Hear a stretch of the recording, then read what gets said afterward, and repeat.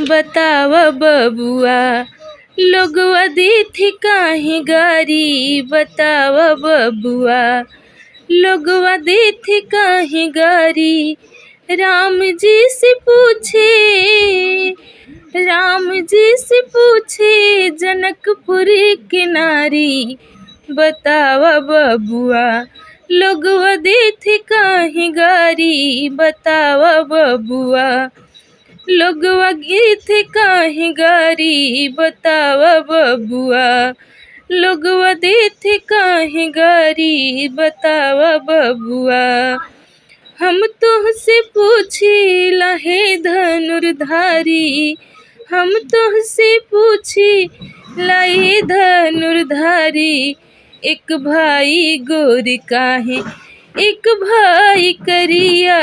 एक भाई गोर काहे एक भाई करिया बताव बबुआ। लोगवा देथे काहे गारी बताव बबुआ। लोगवा देथे काहे गारी बताव बबुआ। राजा दशरथ जी के कैले होशियारी। राजा दशरथ जी त कैले होशियारी।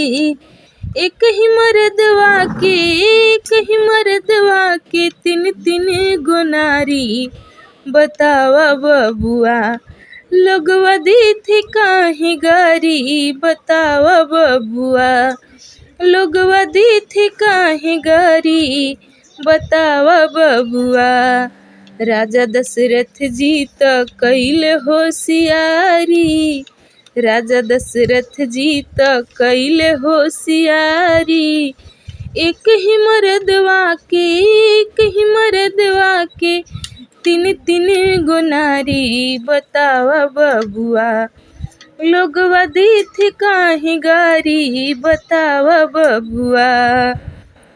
ए बुढ़ऊ दादा के पाकल पाकल दाढ़ी। ए बुढ़ऊ दादा के पाकल पाकल दाढ़ी।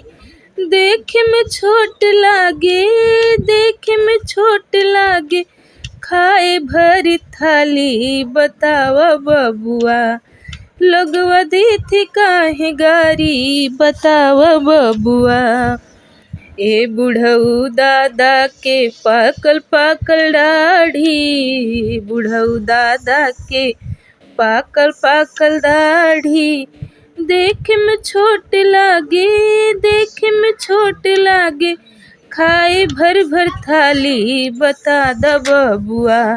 लोगवा देथे काहे गाली बता द बबुआ।